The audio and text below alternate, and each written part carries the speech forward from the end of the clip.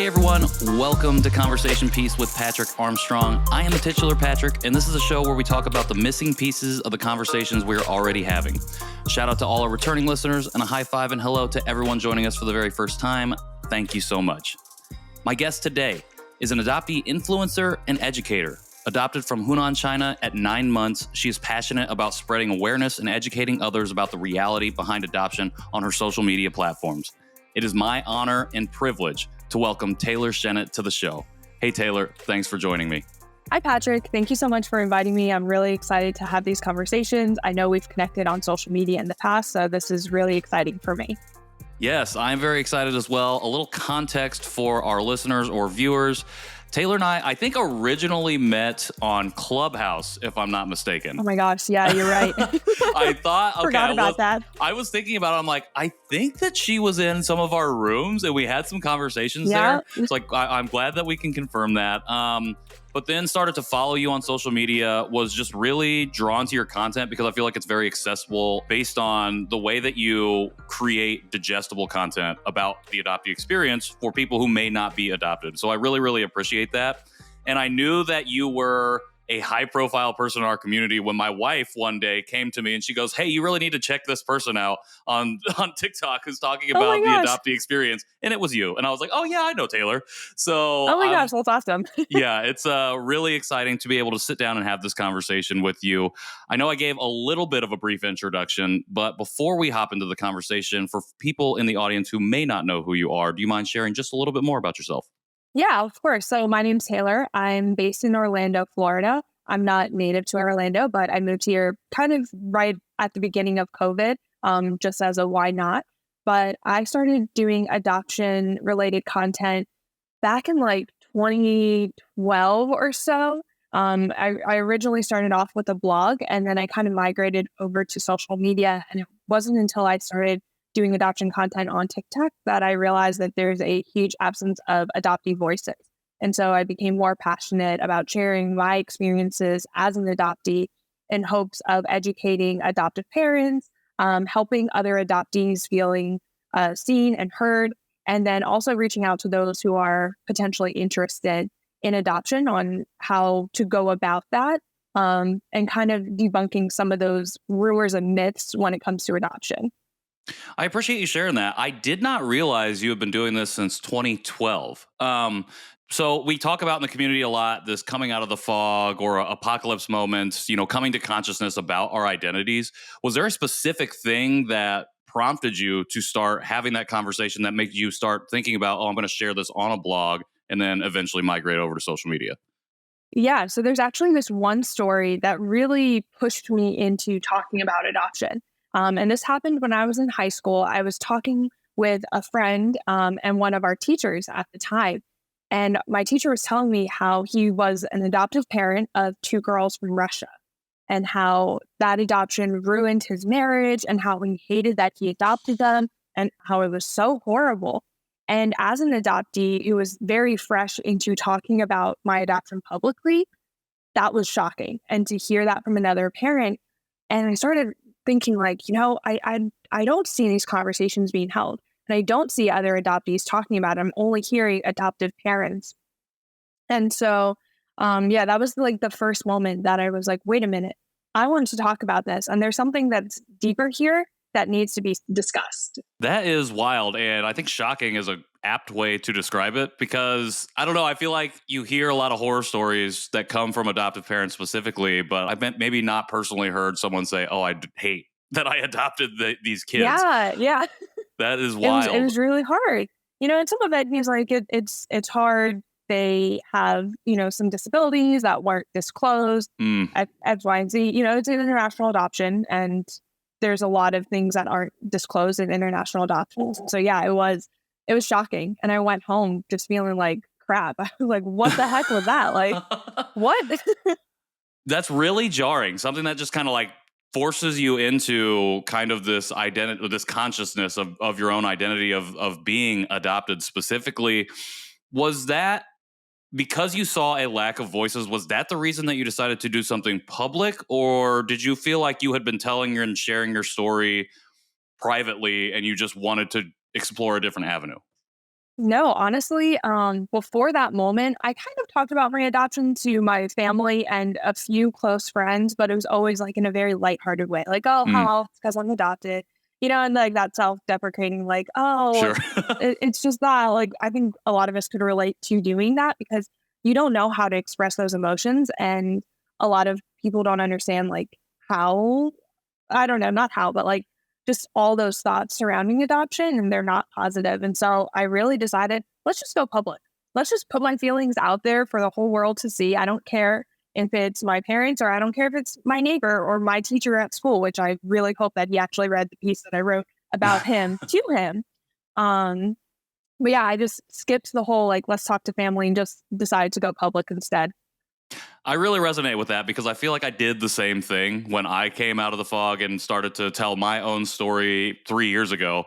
I was like, I've talked about it just a little bit, but in that lighthearted manner. And I'm like, I'm Yeah. just going to start sharing. And so that's what I've been doing. And very recently, I decided to take a step back from doing that because I felt like, okay, maybe I've been like too personal and too free with this information. There is. But I also found it very empowering to be able to share my story publicly in that way. And it was really, really affirming to connect with so many people in the community who resonated with some of those feelings, even though their experiences might have been wildly different. You said that you really saw your content take off once you made the migration over to social media. I mentioned at the top, my wife found you on TikTok, found your content there. You have you have hundreds of thousands of followers across all social media platforms. You've generated this large following. Was there something in particular that you talked about regarding this experience, or was there a moment where you woke up one day and you're like, oh, people are really responding to this piece of content or this part of the conversation that I'm talking about? Yeah, so my adoption content really blew up when I posted my one like most viral video of me reminiscing on the moment that when my dad brought me home from China. And Mm, it's like, my family greeting me. And overnight that blew up to over 11 million views just on TikTok alone, which has now been shared across different platforms, which not, I don't like that other people have been sharing my video without right. permission, but whole nother conversation. And a lot of people started asking me about my experience and about my adoption. And so I started sharing more personal, kind of like you, just more about my experience and my adoption. And then I made another video kind of joking about the one child policy. And that opened up a whole nother can of worms where people were like, what is that? Like, what do you mean? It's still Mm, going, at the time, it was still going on and it has now ended. But yeah, a lot of people also didn't know about all the nuances behind the one child policy and what that meant and why there are so many Chinese adoptees, specifically female, in the US and, everywhere, but specifically the US was one of the larger countries adopting from China at the time. hmm And so really that kind of pushed me into adoption content. There's still a lot of adoption content that I personally do not cover because I feel like I didn't experience that. So I want to leave Sure. that to those who have. So I try not to talk about like domestic adoptions or international adoptions aside from Chinese international adoptions, Sure. things like that. But I love sharing pieces of those and kind of recommending other creators that they could go support that are well versed and, have a platform of their own. So deserve their own following. Yeah, absolutely. I appreciate that intentionality. 11 million views, that's a lot. And I feel like I don't even understand the virality of things on social media still. And even though like you kind of chase that moment once you find yourself in this social media space, was that overwhelming? And did it ever give you pause when you first saw that kind of skyrocket in engagement to be like, do I want to continue pursuing this? Or is it like, do I want to maybe like, okay, maybe that was too much? Yeah, yeah. So at first, I think a lot of people would relate when you get that first viral thing. You're like, oh my gosh, what else can I do? I need to create as much content as possible. How do I monetize? Like, what do I do? And so that was me at first. And then it was funny because I don't really share a lot of what I post on TikTok with my family. They're Mm, they're open to view it. It's not like I hide it from them. It's just not something that I discuss and tell them like, oh, I made a video about genocide today. Do you want to what? Like that's a right. conversation. And so it was funny because my one viral video at the time, for those who don't know my story, my adopted parents actually moved to China for me and lived there for 7 years. And my first viral video was when my dad was still in China. And some of his employees were the ones who saw my video And they were the ones to tell him that he had a Oh, viral wow. video, which was just totally crazy to have someone on the other side of the world tell my dad, who's also living on the other side of the world, that they saw him or a younger version of him in a video. And so ever since those key moments, that kind of helped me remember, like, I don't know who's watching. And I have now decided to be a lot more careful with how much of my friends and family I share, just Sure. because I don't want them to get that attention. And so I'll get requests all the time, like, oh, show your dad, show your mom, show your sister, show this. And I'm like, no, that's like a piece of me that I'm not going to share, because I have a very public profile and very public life almost. Those are things that I have to keep in mind to share. And then I also just had to remember to grow a very thick skin very quickly. Mm, that is the difficult nature of it, I feel like. And Yes. I commend you for recognizing that really early on, especially when it comes to other people in your family and how your content may or may not affect them. Because I think that's Mhm. something we lose a lot, especially when we start to, as adoptees, reclaim our story and tell it and author it for the first time, is that the collateral damage that happens might be something that we aren't even cognizant or aware of, because it's like Yes. we now have this thing that feels like ours, and it is ours, but Mhm. there's also these other factors at play. So I appreciate you Yes. just even mentioning and naming that, because I think it's really important and something that we can miss. Mm. And I appreciate you sharing all of this, because I think it's really helpful context for the conversation that we're about to dive into. And especially because, you've been in this space for a long time, 11 years. Mhm. You've been talking about this publicly, specifically your story. And again, I just want to quickly commend you for the intentionality behind what you share and why you share it. Not necessarily like, I'm going to be all encompassing of everything adoption related. Like, you found the lanes that really work for you, and Mhm. made that work throughout your journey here. And so that's like a lot of experience, a lot of time for you to learn about not only your own story, but other folks' stories, just the broader conversation in general. And so over that time, what have you found that you feel like is still missing from that conversation around adoption or the adoptee experience? Honestly, the biggest thing I think that's missing from that conversation is empathy from listeners. And that's something that I think a lot of adoptees could relate as they're sharing their personal experiences. The amount of hate comments and lack of respect and just plain empathy they have for our situation and our stories, and the fact that we can't fit that one mold of that one happy adoptee, and it drives Mm. people crazy. And so for me, yeah, the biggest part is just empathy and listening, and not just listening like, yeah, I hear you, but truly hearing and understanding and processing what we're saying. 100%. I love that. And I feel like this is a theme that's run across a lot of the conversations I've had on this show, even outside of the adoptee community, is how do we build empathy and how do we listen to understand as opposed to listening to respond? I think it's really easy Right. for us, especially in American culture, to load up what we're going to say once we hear something that triggers us or triggers something in our brain. We're like, okay, I got to respond to that. And it blocks us or blinds us from seeing the full picture of the conversation that we are a part of. And so, Yeah. as you've navigated that lack of empathy in this space, what like big takeaways have you had for yourself when it comes to this is how I either help people foster empathy for us or even just for my own story? Have there been things that you've realized work or don't work?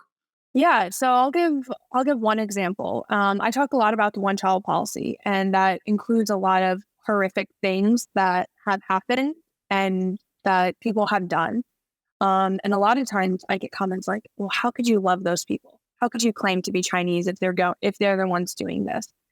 And to me, after spending time in China, after interviewing Chinese people who lived that experience and reading these experiences and listening, you don't realize that a lot of people didn't have a choice. And this wasn't Mm, a conscious thing that they wanted to do. And so on my platform, I try to have empathy and demonstrate that to the Chinese people. And I'm saying, like, you cannot blame one group for what their government is doing.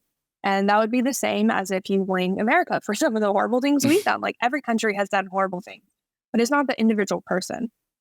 And so those people don't deserve to be crucified in certain ways that we want to, and especially with all the Asian hate crimes, my content saw a huge rise in very hateful comments, specifically about me being Chinese and me like defending the Chinese people and defending COVID and stuff like that. And again, it's not that's not something you can blame on one person and the people itself. And then in another way, I had a birth mother comment on one of my videos, and she said, thank you so much for giving the birth parents empathy and giving us a voice. Because again, a lot of people are like, oh, well, your birth parent they were probably young and stupid. They couldn't take it. And they kind of create this one narrative, and that's not always the case. And after listening to so many birth mothers on TikTok and on every social platform, they have their reasons and they have their own stories and voices, and they deserve just as much respect, and so those are just little ways that I try to share on my platform. Like, no one deserves to be single-handedly crucified by someone, if that makes sense. That makes total sense. I really appreciate you sharing that. And before we go any further, you've mentioned it a couple times, the one-child policy. For anybody listening who may not know, could you give us just a high-level overview or definition of what that is specifically? Yeah, of course. So the one-child policy was started in about 1979/1980, depending on who you ask, and it lasted until 2015. And it stated that most Chinese couples could only have one child per family, but there was a huge male preference for males over females, so that created a gender imbalance. And that is why a lot of adoptees from China are usually female. There are a couple of male Chinese adoptees, but it is much rarer compared to female Chinese adoptees. But yeah, that policy lasted until 2015, and then they relaxed it a little bit. But its effects will forever impact China, which is why I'm so passionate about talking about the one-child policy, since it is relatively unknown. And even in school, I barely learned about it. And so that was a whole nother fun experience. Yeah, I feel like I did not know about it until even starting this journey at 30 in 2020. And I'm not even from China. I was adopted from Korea. And I just, you just happen to start learning about these things when you broaden the scope of your own perspective. And when you start to unpack, what does it mean to be adopted? You realize, okay, it's not just where I came from. This happened in a lot of places. And you kind of dig into, if you want, the history a little bit of how these things happened. And you're like, oh, and it's like, why did we never learn about this when we were growing up? Like, why was this information withheld?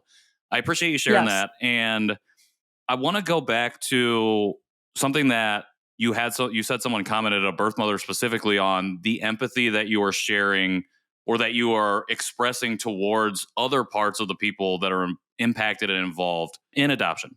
Again, like I said it before, especially for adoptees, it can be really easy for us to, once we have our coming to consciousness moment, put the blinders on a little bit and get so incredibly focused on our own story that when we talk publicly, we can unintentionally push out harm towards other people that might be involved in this process. And you said that when you were in China, you were able to interview birth mothers. You were able to interview other Chinese people about a little bit about this. Can you talk more about that experience and how, if you feel comfortable and safe enough to share, if there was any one moment that made you realize, okay, I have to make sure that when I'm talking about is more all encompassing than just this one experience that I have? Yeah, of course. So up until I decided to do my birth parent search, I was very angry at my birth parents specifically.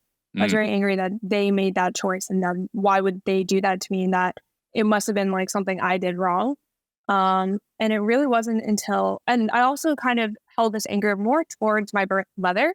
And for some reason, like, my birth father was like, yeah, he's a figure in that, but like, he's this fantasy figure that I wasn't really holding that anger to. So it was more specifically towards my birth mother. And it wasn't until I did my birth parent search and went to China and I had prospective parents step forward. And the thing that was shocking to me, it wasn't birth mothers stepping forward, it was birth fathers. They were the ones stepping forward. And the one interview that really sticks to mind, it was a older gentleman who he's looking for his adoptee. She was the second daughter born to them, so they were allowed to try for another one. It was a girl.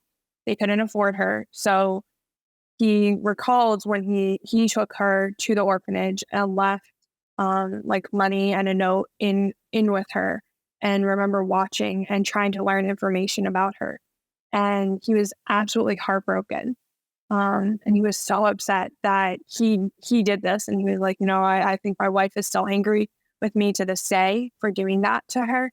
And even though we tested, he didn't want to tell his wife that he even thought there was a potential of finding their daughter because he didn't want to upset her again. And so for me, that totally changed my perspective on my birth parents, and especially how I kind of viewed my birth father.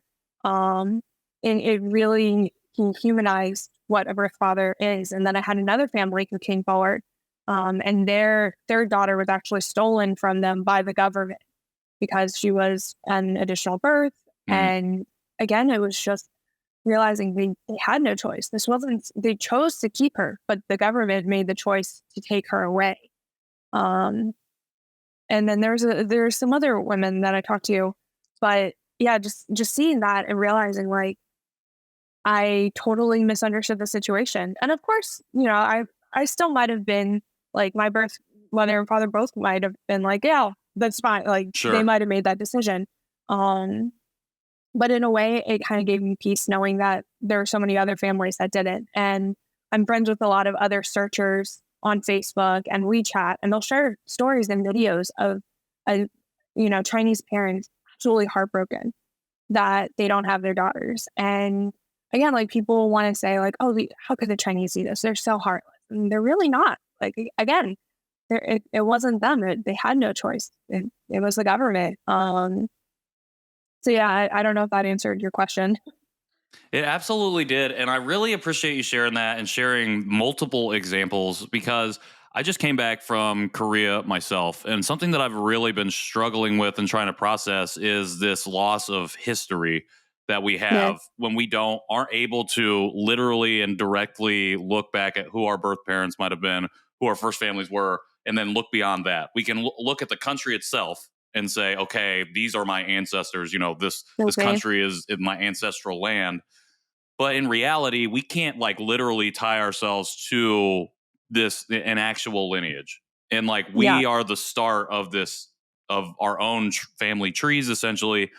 And I've really been grappling with this loss of history. And I was similar to you in that I don't know necessarily if I held a lot of anger per se towards my birth parents, but I I don't know. Maybe it was like an apathy or an animosity. yeah, Maybe an animosity sounds okay, like anger, actually. So maybe it was anger. But understanding that there are and again learning from other adoptees who have had the opportunity and privilege to enter into reunion, and then hearing their stories about their birth parents who either had a child taken from them, against their will, yeah, or the information was falsified, or they were in a lower or very low income situation where they were like, yeah, okay, we're going to leave my child here for a few weeks so we can get some money, make sure, and then we'll come back. And then they come back yeah, and their child is gone. dear God, And realizing, okay, there are so many other potential pathways that could have been taken. What does it work for me to hold on to this anger toward, or whatever the feeling might be towards them, and how do I like readjust or reevaluate or redirect where those emotions should be aimed at, essentially.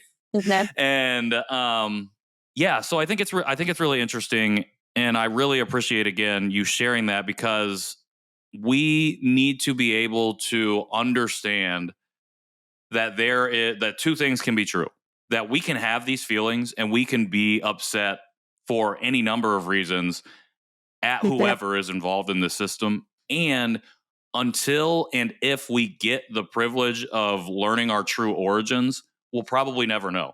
And in yeah, that case, we have to be able to and willing to at some point step back and reframe our perspective a little bit on what this is. And I feel yeah, like you sharing this is really helpful for us from that perspective, particularly for adoptees, because you talked about this missing piece being empathy, and a lot of that's centered around folks outside of our community. They have to have empathy for us, be able to build that with us Okay. for our community. How do we as adoptees ensure that we are being empathic towards other people in our community when we think about how we're having this conversation with each other? How do we make Okay. sure that we are being mindful of each other and not just expecting folks outside of our community to do so as well? So something you said earlier and how you framed it, I know the term used to be like coming out of the fog, and I really like Mm-hmm. how you kind of reframed it. Because I have seen online where one adoptee will share their own lived experience, and other adoptees say, "No, you're wrong. You're not out of the fog yet. You just don't know any better." And that is so harmful, and it's just causing a further divide with adoptees. And as a whole, we should be supportive of each other. And I've talked about this before on my channel, and I actually got a little backlash saying, like, well, no, we shouldn't. And I kind of Interesting. disagree. Yeah.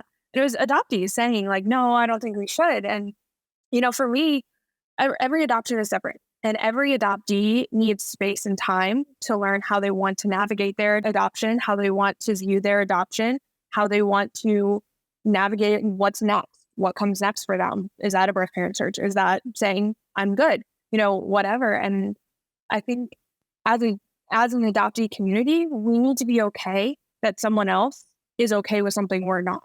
And we need to just say, all right, that's fine. If this is what you're working towards, that is great. And I'm going to support you, even if I personally don't agree. And that's personally not my lived experience, but that's okay. Everyone has a different experience. And it's just, I try to constantly say that on my page. If someone ever comments like, oh, well, my brother's friend's adopted sister-in-law doesn't feel this way. That's great. Everyone Right. has a different view. I'm not speaking for all adoptees. You came to my page to hear my voice. You didn't come to my page to hear every adoptee's voice. And so I try to make that disclaimer now in almost every video. Like, again, this is me and me alone. I'm not speaking for the population of adoption. But yeah, I think as adoptees, we just need to be more understanding towards each other and loving, because, there's so many other people on the web that's so ready to say you're wrong and all this other lovely things. So as a community, we just need to say, like, that's okay. That's okay. You're going to be different. That's okay. I absolutely love that and could not agree or resonate any more with what you just said, because so during the pandemic, I feel like especially this phrase of "we are not a monolith" was being used a lot, and not just within our community, within every community, to Okay. signify that there are so many different lived experiences that make up a community or a diaspora. Okay. And something that I've been very intrigued by is how we as a community who sit at the edge of marginalization, because adoptee is not seen as an identity and we're not really seen as a community. We're just seen, oh, you were Okay. adopted. Okay.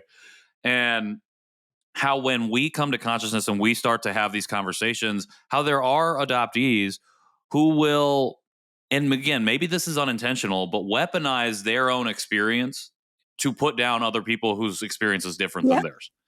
And you nailed it right on the head when you said it's very harmful, because that reaction could cause this other person to then refuse to explore their own identity, to go Okay. through rejection, or to be more isolated in wherever it is that they're located.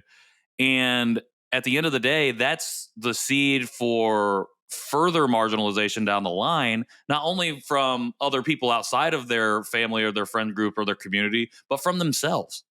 And Yes. I don't think there can be anything more harmful than marginalizing yourself, to reject yourself, because we already start on this foundation of quote unquote rejection or loss or Okay. abandonment or whatever it might be. The detachment, those feelings Okay. that come with that. And however you go about navigating, however you experience this experience, is totally valid. And if we go out of the way to marginalize other folks within our own community, we do the work of white supremacy culture, Yep. specifically to divide, like what the model minority myth does. And we've Yes. talked about this a little bit on the show, is that, adoptees, specifically Asian adoptees, are kind of the model minority within the model minority, because our proximity to whiteness is literally like next to what, Yes. immigrant families are at least one further step removed. We as a community are literally tied up with it. And a lot of us internalize that. I internalize that. Mhm. And so when you reach this point of consciousness, even if you have a positive experience, you have to be able to share that, because by sharing it, you're probably doing the work of understanding how you are directly tied to these certain concepts and things. And you can Mhm. begin to unpack and dismantle that and resist it. So that way you can join into this larger fabric and chorus of adoptee voices and marginalized Mhm. voices who are taking back those narratives. And so Yes. I think that everything that you're sharing is so spot on, because we need more people to be naming these types of things. And so I really, really appreciate you doing so. And I really appreciate you coming on the show and giving me this time today, and not only sharing a little bit of your story, but dropping a lot of knowledge and wisdom and education for people who are listening, particularly outside of the adoptee community, but even for those folks who sit inside of our community. And that takes a lot of emotional, mental, even physical labor to do so. And you've been doing it for 11 years now in multiple different forms. And I really appreciate that. Who are you learning from right now? Who's inspiring you? Who is showing you new ways of thinking, different perspectives on things? Who are you learning from at the moment? Yeah, of course. Can I open my phone to like do these names? Absolutely. Because I know they're TikTok usernames, but if you ask me their real names, I'm like, couldn't tell you. Couldn't That tell you. So happens so one moment. much. That happens so much. I It's know like, everyone's I know screen your names, and then handle, but like, I don't know your actual name. yes, yes, all the time. Liliana, she's an adoptee on TikTok, smaller creator, but I really love her content and I really love learning from her. Verika is another adoptee. She's a Romanian adoptee that I Mm, follow on TikTok. Again, great content. And then Melissa, she's the author. That's a very small portion of some of the other adoptee creators that I'm learning from. And, as someone who does education on this platform, I feel like it's almost like I need to, but I need to listen to other perspectives because everyone has their own. And so I don't like narrowing myself down to just adoptees that like fit my mold or fit what I sure. think. Like, and obviously I'm using air quotes because I don't actually think that, but I like educating myself on other matters and really exposing myself to some other ones. Oh, and Kira. I really like Kira's Mm, stuff. She's more on Instagram. She's also a Chinese adoptee. yes. So those are just some of the ones that I love supporting. Love that. I will have every one of those people linked in the show notes. If you're listening to this right now, then you know that Kira was just on this show 2 episodes ago. So, love that we can make these connections, particularly within our community. And thank you for sharing those voices. And again, totally agree with what you're saying. Learning from other people in our community specifically allows us to have a better viewpoint of our own stories and allows us to be able to articulate our own story better. And like you Mhm. talked about at the beginning, and like we talked about after you share a little bit about your own journey, is that you've really found the lanes that make sense for you to share. And that's what your content is centered around. And that's the education that you provide, and that education is formulated and built upon through learning about other people's stories. You're not telling other people's stories, but you're able to Mhm. glean new insights and new perspectives and information by learning from other folks who have a different lived experience than you. I think that's a huge takeaway, I think, from this episode, is being willing and able to understand other people exist within this larger fabric as well as myself, and that you can learn things from those other folks. So Mhm. again, cannot thank you enough for just sharing not only these folks, but all of this information, not all of this information, this education, and your story, just even just a little bit of your story for this audience here, for myself, for anybody who might be listening and watching. And it's just a genuine privilege to be able to have you on the show. Last question before I let you go here. How does this audience support you going forward? Ooh, okay. The best way to support me is just to follow me on my different social media platforms or like, share, comment. Um, that's the biggest way. I love connecting with other people online. I've made some incredible friendships through this. So yeah, Yeah, that's pretty much it. Perfect. Well, thank you so much again, Taylor, for coming on to the show and sharing so much with us. It's, again, a huge privilege and a major honor for me to be able to sit down and have this conversation with you today.